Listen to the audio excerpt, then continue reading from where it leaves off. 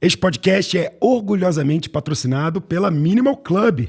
Dá uma sacada aqui, ó. Ela tá aqui, ó, e tá aqui também. Eu sempre faço podcasts com a blusa. E se você quiser saber mais, aqui na descrição tem um link para você comprar com 15% de desconto. Também tá aparecendo o QR Code na tela. Então não dá tempo mole não, já entra no site, reserva a sua, fica de minimal, igual a gente.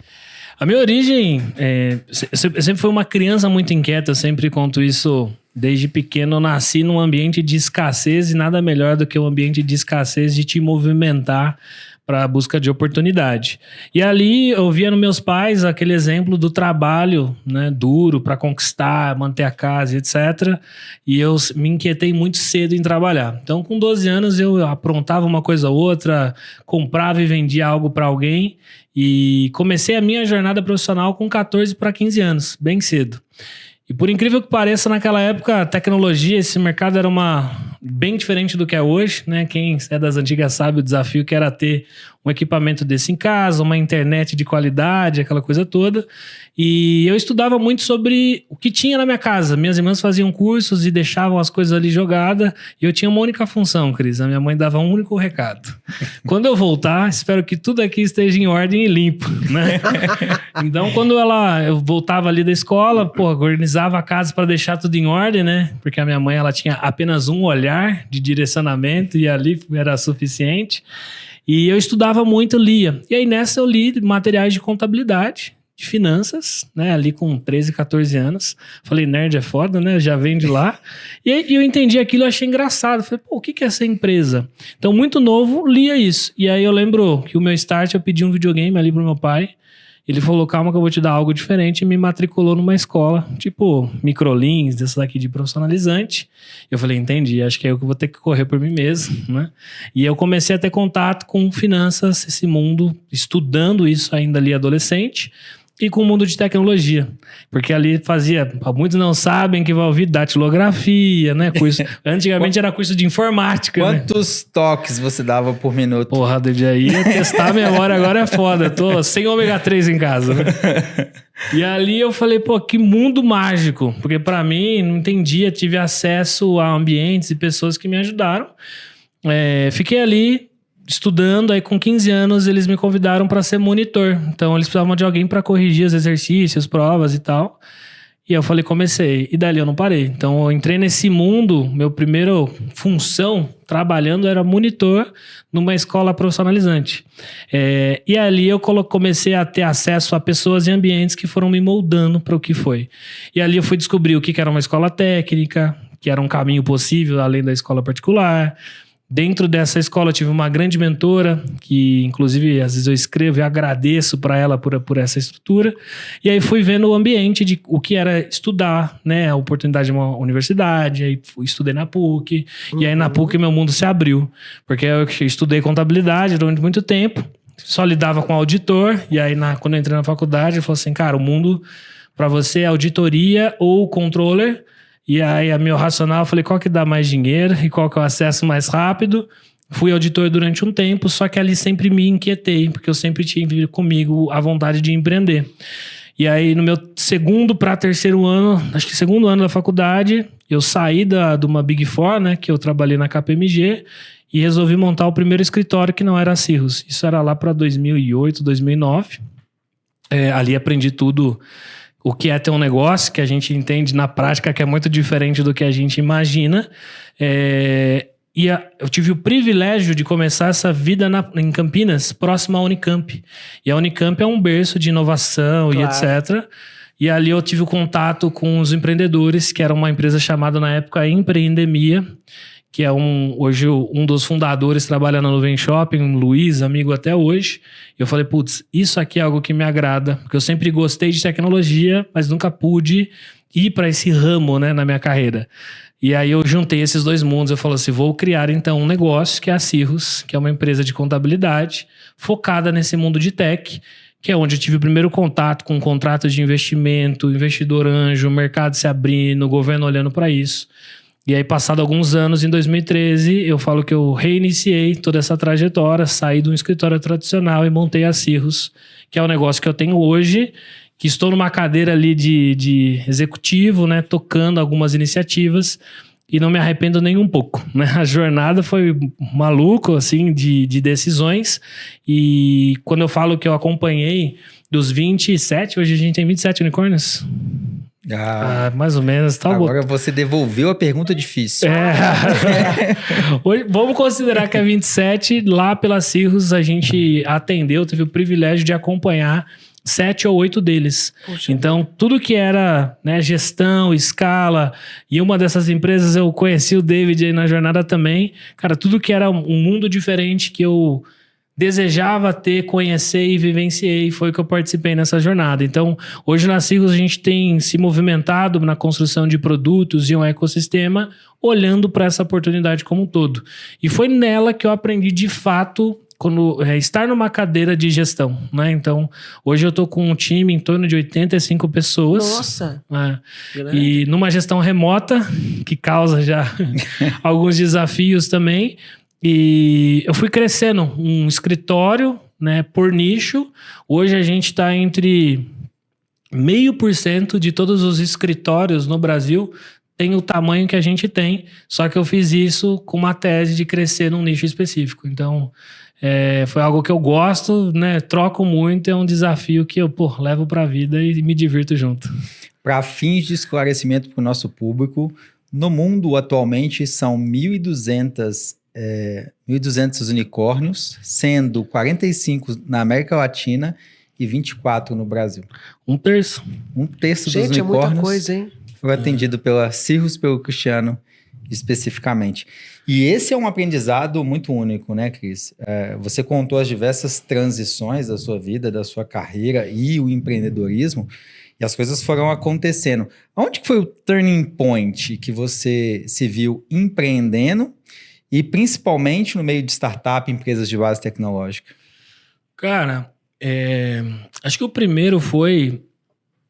Hoje fala muito de ambiente, né?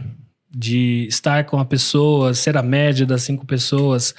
Só que eu sempre falo que eu vivi isso na prática, cara. Porque quando eu falo de um ambiente de escassez, a minha família, né, como um todo, eu era daquele que esperava para trocar o tênis todo dezembro no 13º, que era quando era possível fazer. E na hora que eu fui acessando os ambientes, e, por exemplo, a universidade foi... O primeiro passo era... acho que eu fui o primeiro... Não estou tentando... Acho que eu fui o primeiro da família que acessou a universidade, ou o segundo. E aí eu me coloquei numa situação de desconforto, totalmente de uma realidade de amigos e pessoas que eu convivia. E aí na hora que você acessa esses ambientes, cara, ou você senta, chora e reclama, ou você olha para o que as pessoas fizeram para estar lá num conforto melhor do que o seu. E quando eu entendi esse jogo, que era o jogo do empreendedorismo, que faria com que de fato eu pudesse alcançar objetivos, porque eu olhava, por exemplo, para minha mãe, para meu pai, para minha família, sempre trabalharam para alguém e não conseguiram atingir. E aí quando eu olhava para quem tinha sucesso, e sempre tem aquele amigo, conhecido da família, com o carrão do ano e tal, eu chegava nesse cara que era alguém que empreendia. Claro. Ou ele tinha uma cadeira de executivo numa grande companhia, que era o que todo mundo almejava. E aí quando caiu essa ficha, cara, eu falei, é isso que eu quero. E eu estava na KPMG na época, que foi a primeira decisão, tinha acabado de passar por um processo de auditoria, trabalhando 16, 18 horas durante 45 dias para a entrega de um projeto. E a gente tinha entregue o projeto e o meu amigo, eu lembro que ele mandou uma SMS, não era nem WhatsApp, ele falou assim, cara, você já pensou em empreender? Eu falei, claro que já. Eu participava daqueles jogos do Sebrae, nem sei se tem ainda hoje, né? De simulações. Na minha cabeça, eu tô pronto, cara. Né? Você preencheu o plano de negócio de 48 páginas. 48 páginas, eu falei, já tá claro na minha cabeça o que é pra ser. E ele falou, então tá, a gente tem a oportunidade de assumir um escritório tradicional. Na minha cabeça, eu já imaginei isso era 2009, mais ou menos, né? E aí eu via os escritórios, assim, eu falei assim, com a PMG, eu falei, vai ser igualzinho, né? Quero fazer isso. E eu lembro que eu fui dormir, né? Um entre aspas aqui, que é pra quem só tá ouvindo, e eu fiquei matutando se aquilo era uma decisão, se valeria a pena, porque eu tinha passado em 4 processos seletivos. Então, tudo que os meus colegas de faculdade almejavam de carreira, eu tinha escolhido em qual dessas auditorias eu queria ir. E aí eu dormi pensando, será que eu vou abrir mão disso, né?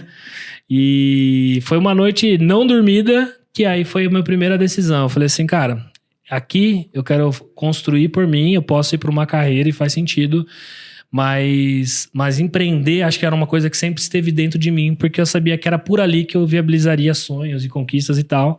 Então foi o primeiro na vida.